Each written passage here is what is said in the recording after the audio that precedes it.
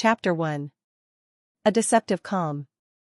The small town of Lakewood, Washington, had always been a symbol of peace. Everyone knew their neighbors, and the worst crimes usually involved stolen packages or the occasional bar fight after baseball games. But that changed in the summer of 2022, when Joanna Blake, a 32-year-old high school biology teacher, disappeared. She didn't show up to work on Monday, and within 24 hours, her family filed a missing person report. Her apartment looked normal, the coffee machine was still warm, keys on the shelf, wallet on the table, and phone in the bedroom. It seemed like she had just stepped out for a moment. But she never returned. Chapter 2. Secrets of the Past. Detective Ben Reeves, a 25-year veteran of the force, began the investigation.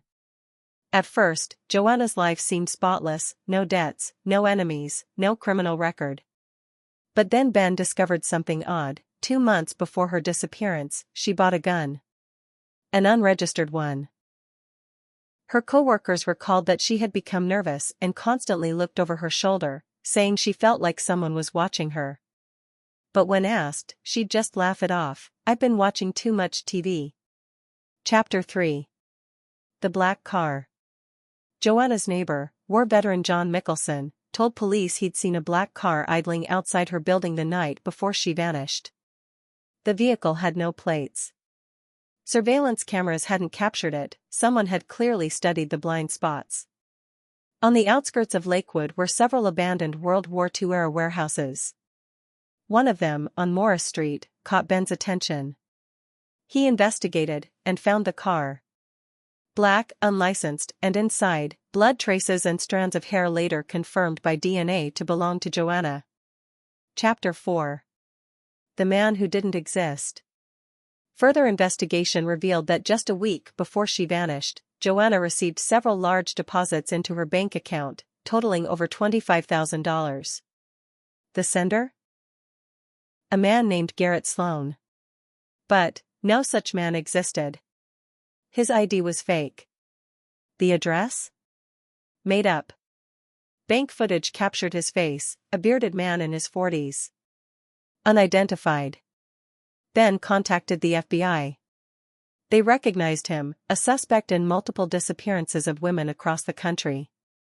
But he was always careful, never left DNA, never got caught on tape. Chapter 5. Letters her mother kept. Joanna's mother handed Ben several envelopes her daughter had received weeks before vanishing. Inside were poems. Romantic, yet disturbing. Many lines hinted at obsession, at control. "I see you in the shadows, don't run. Your breath is mine, you are my game.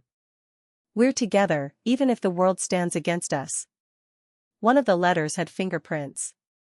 They matched prints found at a crime scene in a 2019 Nevada case, another missing woman. That case had gone cold. Now it was hot again. Chapter 6. The Phantom Address. Following a trail of crypto transactions, Ben was led to a secluded farm in the Oregon mountains. On paper, it belonged to a shell company. Inside a barn, he found a camera, still recording, running on solar power. On it was a disturbing video, Joanna, tied to a chair. Alive. The date was 2 weeks after she had gone missing. Ben was stunned. She had still been alive. But there were no other recordings. When police arrived, the entire barn was set ablaze, likely triggered remotely. Someone had been watching. Chapter 7. The Killer Among Us. Ben shifted his focus to analyzing the transaction logs. One payment had briefly pinged a location in Tacoma, a cafe. From security footage, police identified a man, Thomas Andrews, a quiet librarian from Seattle. Inside his basement, police found disturbing evidence, journals about his victims, diagrams of kidnappings, and women's clothing. But nothing that belonged to Joanna. Thomas tried to flee during the raid but was caught. During interrogation, he remained silent. His lawyer claimed he suffered from delusions. Chapter 8. The Last Recording. A month after Thomas's arrest, police received a flash drive in an unmarked envelope. It contained another video. Joanna again. This time, she sat in darkness. Her voice was eerily calm. If you're watching this, I'm already dead. I knew he'd find me. He always finds me. This isn't love. It's a hunt. Don't let him do this again. On the video, a tattoo on the cameraman's arm was visible, a black raven feather. Thomas had no such tattoo. Chapter 9. A trap within a trap. Thomas wasn't the killer. He was just an admirer, a copycat. The true predator was still free. But Thomas confessed he'd been in contact with him via a dark web forum. The username? Corvus_Nox, Latin for Night Raven. Days after this confession, Thomas was found dead in his cell. Suicide? Or was it arranged? Chapter 10. An ending without closure. A year later, Ben retired. The Joanna Blake case remained open. Her body was never found. But in every new town where a woman disappears, Ben reads the reports and looks for that familiar feather.